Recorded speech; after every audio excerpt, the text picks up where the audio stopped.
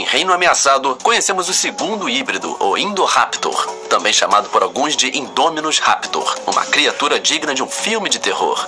Ele tinha um corpo bem maior do que o de qualquer dromeossauro real, mas ainda assim mantinha níveis insanos de agilidade, uma garra em forma de foice e, talvez o mais marcante, braços longos e esguios, no melhor estilo Slenderman, equipados com garras que fariam inveja ao próprio Freddy Krueger. E embora fosse menor que o Indominus Rex, essa combinação absurda de características o tornava ainda mais assustador, mesmo compartilhando muitas semelhanças com seu predecessor. E não é nenhum mistério o motivo dessas semelhanças. Afinal, o Indoraptor foi basicamente inspirado na ideia de como seria combinar o Indominus Rex com o Velociraptor real. Mas acontece que a natureza já havia respondido a essa pergunta há muito tempo. Cerca de 150 milhões de anos atrás, para ser exato. Foi durante o Mesozoico que surgiu uma família de terópodes incrivelmente parecidos com o Indoraptor, mas que em certos aspectos eram ainda mais bizarros e talvez até mais mortais. Eram os Megaraptorídeos.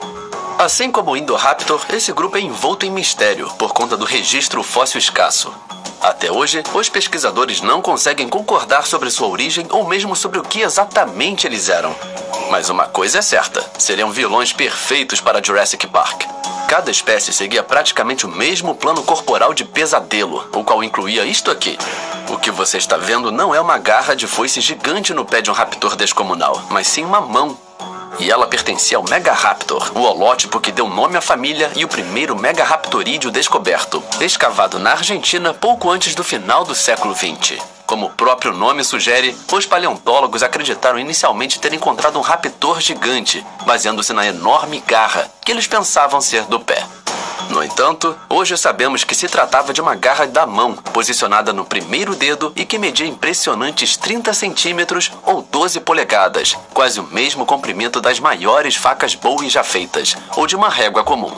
Isso também significava que o Megaraptor literalmente possuía as maiores garras de qualquer predador conhecido, um recorde que só seria superado por outro membro da própria família. Nas 2 décadas seguintes, diversos novos gêneros de Megaraptorídeos foram descobertos, alguns ainda mais assustadores que os anteriores, e hoje já são 11 gêneros diferentes identificados. E o mais impressionante, essas novas descobertas mostraram que as icônicas armas dos Megaraptorídeos eram ainda mais letais do que se pensava. Eles não tinham apenas uma espada embutida, mas 2, já que o segundo dedo também possuía uma garra recurvada ampliada, igualmente longa e afiada. E na vida real, elas provavelmente eram ainda maiores, pois deveriam ser cobertas por uma bainha de queratina que podia aumentar seu comprimento em até 30%. Mesmo o terceiro dedo, sem garras gigantes, ainda era afiado e forte o suficiente para cortar carne com facilidade. O que tornava essas garras realmente mortais, porém, não era apenas o tamanho ou formato, mas o que as impulsionava. Os Megaraptorídeos tinham braços e mãos robustos, proporcionalmente grandes, capazes de deixar até os tiranossauros com complexo de inferioridade. Seus membros eram musculosos, com ossos fortes e flexíveis, permitindo que movessem suas armas com velocidade e precisão, podendo usá-las como espadas ou lanças, dependendo da situação. Em ambos os casos, o resultado seria o mesmo: ferimentos devastadores e danos internos massivos. E mesmo após a morte da presa, o ataque não terminava. Pesquisadores acreditam que os Megaraptorídeos usavam suas garras para rasgar carcaças e abrir corpos, acessando partes difíceis e até eviscerando suas vítimas para se alimentar. Neste ponto, eu até poderia encerrar por aqui, e já estaria bem claro quão terrível seria ser caçado por um Megaraptorídeo. Mas essa ainda não é toda a história. Para entender de verdade a brutalidade desses predadores, precisamos falar sobre o tamanho das presas. Veja bem, se o dinossauro fosse grande o bastante, acredita-se que os Megaraptorídeos o caçariam usando golpes e cortes fatais com suas garras gigantes, derrubando-o antes de despedaçar o corpo em porções menores e mais fáceis de comer. Isso já parece horrível o suficiente, mas na verdade era o menos cruel dos cenários. Com presas menores, incluindo criaturas do tamanho de um ser humano, os Megaraptorídeos adotavam um método muito mais desagradável. Eles capturavam a vítima, a seguravam com força e a perfuravam como um espeto, usando suas garras em forma de gancho. E então, com a presa ainda viva, a devoravam, de modo semelhante a uma pessoa comendo um pedaço de pizza. Só que neste caso, a pizza estava viva, empalada e gritando. Sabemos que isso é possível porque todos os megaraptorídeos tinham ombros extremamente flexíveis e bem desenvolvidos, algo incomum entre predadores, o que sugere uma grande amplitude de movimento, inclusive a capacidade de levantar suas presas em direção à boca. E embora suas bocas não fossem tão letais quanto aquelas garras horrendas, elas também não ficavam atrás, e em certos aspectos eram ainda mais interessantes. Ao contrário da maioria dos predadores, que mantém dentições semelhantes entre si, os megaraptorídeos exibiam variações impressionantes nos dentes, cada um lembrando outros dinossauros famosos. Por exemplo, o Megaraptor possuía dentes frontais parecidos com os dos tiranossauroides, em forma de cinzel, com seção transversal em D. Já o Murus Raptor tinha dentes frontais afiados como presas. Outros, como o Australovenator e o Orcoraptor, apresentavam dentes mais próximos aos dos Compsognathídeos e Dromaeosaurus, lisos e planos na frente, mas serrilhados atrás, ideais para cortar carne. A imitação continuava com o Fukuiraptor, que talvez tivesse a dentição menos bonita de todos. Lâminas comprimidas lateralmente, muito parecidas com as do Carcharodontosaurus, famoso por seus dentes semelhantes aos de tubarão. O curioso é que estudos indicam que os megaraptorídeos não conseguiam morder com tanta força, nem abrir a boca de forma muito ampla. Mas considerando quão bem projetados eram seus dentes, eles não precisavam de uma mordida potente, principalmente quando já possuíam braços capazes de causar destruição por conta própria. É justamente nesse aspecto que os megaraptorídeos levam vantagem sobre o Indoraptor. Apesar dos dentes do híbrido parecerem ameaçadores, eram pequenos e serviam mais para agarrar do que para rasgar ou perfurar. E quando se trata de tamanho, a natureza também supera a ficção.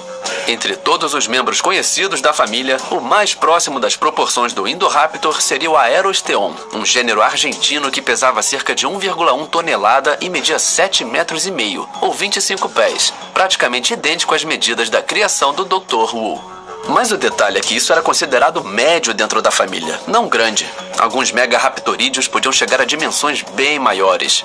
De fato, quase metade das espécies conhecidas ultrapassava o tamanho de um Indoraptor, com o Orcoraptor, o Megaraptor e o Trataienia passando dos 8 metros de comprimento. Nessas proporções, alguns deles eram os maiores predadores de seus ecossistemas, e alguns foram ainda além. O maior terópode australiano conhecido até o momento, por exemplo, é considerado um megaraptorídeo, um título bem adequado para um país famoso por sua fauna assustadora.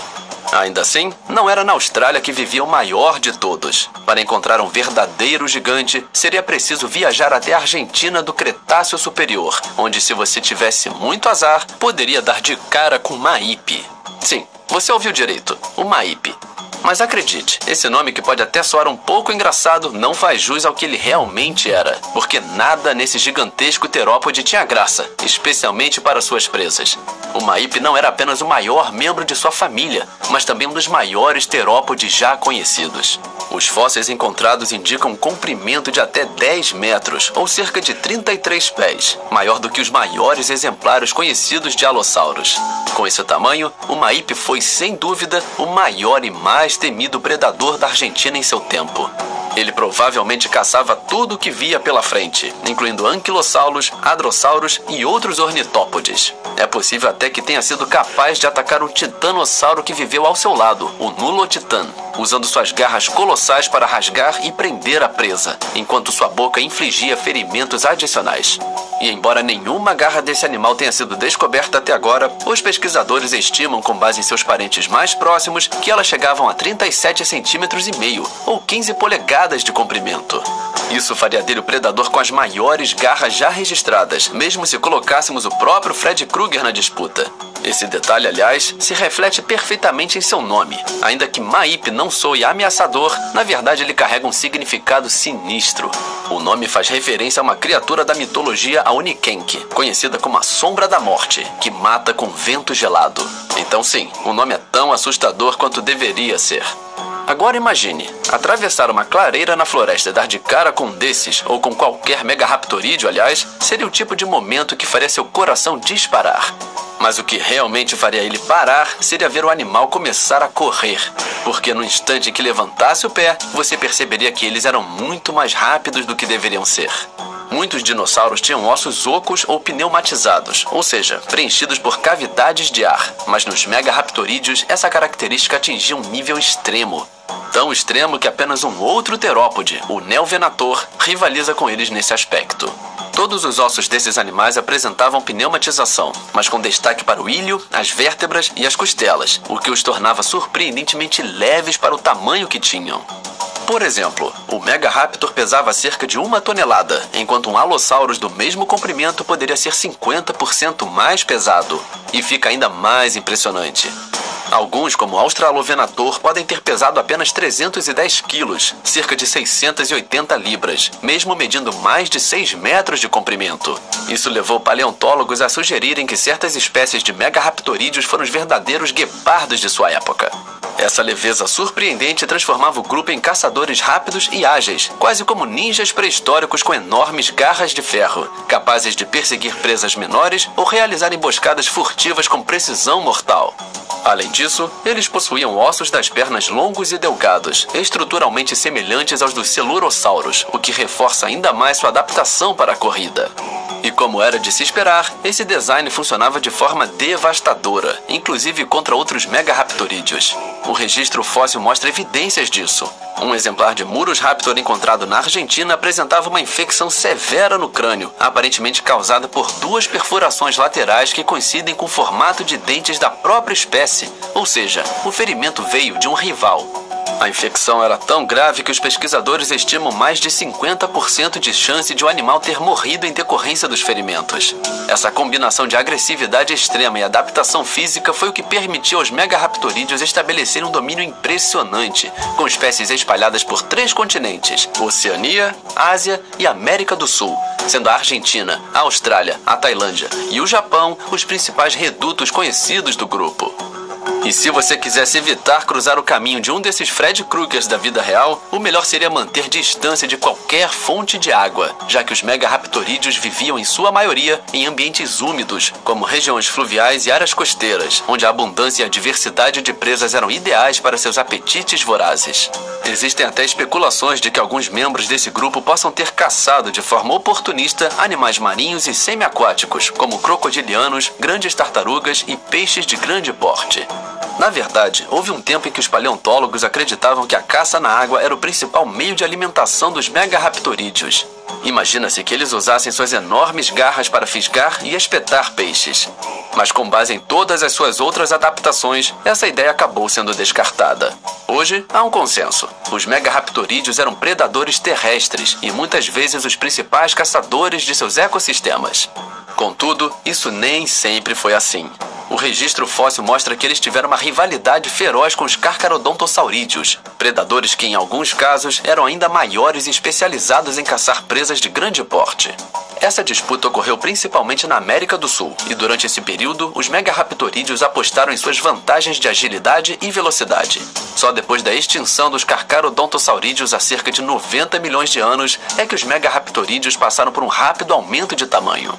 Curiosamente, apesar dessa rivalidade, ambos os grupos possuíam crânios com formatos semelhantes, o que levou alguns cientistas a sugerirem que eles poderiam ter níveis de inteligência parecidos. É claro que os Carcharodontosaurídeos não chegavam ao nível do Indoraptor em termos de inteligência, mas já foram comparados aos crocodilos modernos, que, ao contrário do que muitos pensam, são animais bastante espertos, capazes de armar emboscadas, cooperar entre si e até usar ferramentas para atrair presas. Se algo disso também se aplicava aos megaraptorídeos, os herbívoros que viviam próximos deles certamente enfrentavam um problema sério. Apesar dessas semelhanças e de uma possível relação evolutiva, atualmente acredita-se que os megaraptorídeos não faziam parte do grupo Carcharodontosauria, e na verdade, ninguém sabe ao certo o que eles eram. Eles têm, claro, sua própria família, mas a qual grupo de terópodes pertencem ainda é um mistério. Como o nome indica, os paleontólogos inicialmente pensaram que fossem dromeossauros gigantes, mas essa hipótese caiu por terra ao perceberem que eles não tinham a garra em foice no pé, típica desses animais. Depois, surgiu a teoria de que seriam parte dos neovenatorídeos, por compartilharem os mesmos ossos ocos e leves, mas essa ideia também não durou. Desde então, formaram-se 2 principais correntes. Uma defende que eles eram tiranossauroides, parentes próximos dos tiranossaurídeos, e outra acredita que eram celurossauros não tiranossauroides, o que, convenhamos, não esclarece muita coisa. E o mistério não para por aí. A origem desses predadores também é incerta. A melhor hipótese atual é que tenham surgido na Ásia, possivelmente nos últimos dias do Jurássico, migrando depois para a Austrália já no início do Cretáceo. Lá, eles prosperaram e se diversificaram bastante antes de seguirem sua jornada rumo à América do Sul, provavelmente atravessando a Antártida. Ou seja, além de caçadores perfeitos, eram também grandes exploradores pré-históricos. E foram tão bem-sucedidos em sobreviver e dominar seus habitats que se pode dizer que os megaraptorídeos tiveram características mais eficientes do que muitos outros terópodes. Basta comparar o tempo de existência de cada grupo. Os tiranossaurídeos viveram cerca de 16 milhões de anos, os espinossaurídeos 46 milhões, os carcarodontosaurídeos 64 milhões e os megalossaurídeos 25 milhões. Já os megaraptorídeos existiram por impressionantes 84 milhões de anos, tornando-se um dos grupos de dinossauros mais longevos de todos os tempos. E ao contrário de muitos animais que tendem a diminuir de tamanho com o passar das eras, eles só ficaram mais assustadores e poderosos, já que o último e maior representante da linhagem foi justamente o Maípe. E diante de uma família tão letal quanto essa, a pergunta inevitável é: como eles foram extintos? A resposta é simples. Nem a própria natureza conseguiu derrotá-los. Assim como todos os outros dinossauros não avianos, os megaraptorídeos foram eliminados há 66 milhões de anos quando um enorme asteroide colidiu com a Terra, encerrando de vez a era dos grandes répteis e levando consigo os últimos membros dessa linhagem brutal. Até hoje, continuamos esperando surgir um novo animal com garras tão impressionantes quanto as deles.